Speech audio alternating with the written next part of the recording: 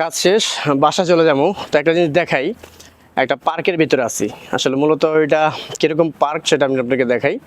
এখানে হচ্ছে একটা এখানে লোকজন থাকে, যেমন আপনার বাসাবাড়ি একটা আবাসিক এলাকা।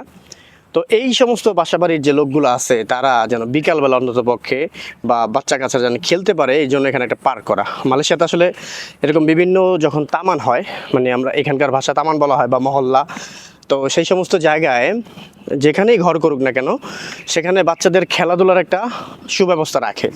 তো এটা আমি খুব মানে বিভিন্ন জায়গায় যত জায়গায় আমি গেছি আমি দেখছি যে এই সমস্ত প্রায় সব জায়গায় আপনার মানে খেলাধুলার একটি জায়গা কিন্তু তারা রাখে। তো এটা খুবই সুন্দর একটা ব্যাপার।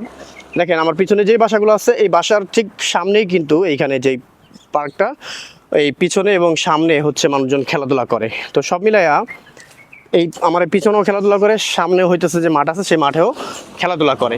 তো এইটা মানে এইটা আসলে বাচ্চাদের জন্য খুব ভালো একটা ব্যাপার। আর একটা হইতেছে যে দেখেন মানসিকভাবে একটু শান্তির ব্যাপার স্যাপার আছে। এখন আমাদের যে ব্যাপারগুলো আমাদের বাংলাদেশে তো আসলে আমরা একটা ঘর করার মতনই জায়গা পাই না।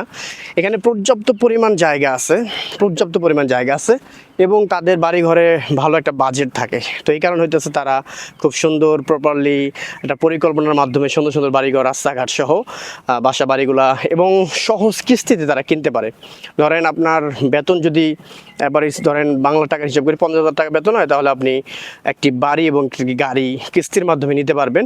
আর সেক্ষেত্রে গাড়ি এবং বাড়ির কিস্তি দেওয়ার পরও আপনার পরিবারের যে খাবারের টাকা সেটাও আপনি খরচ করতে পারবেন, কারণ এই দেশে সেরকম সুযোগ সুবিধা আছে, এটা আমার কাছে মনে হয়।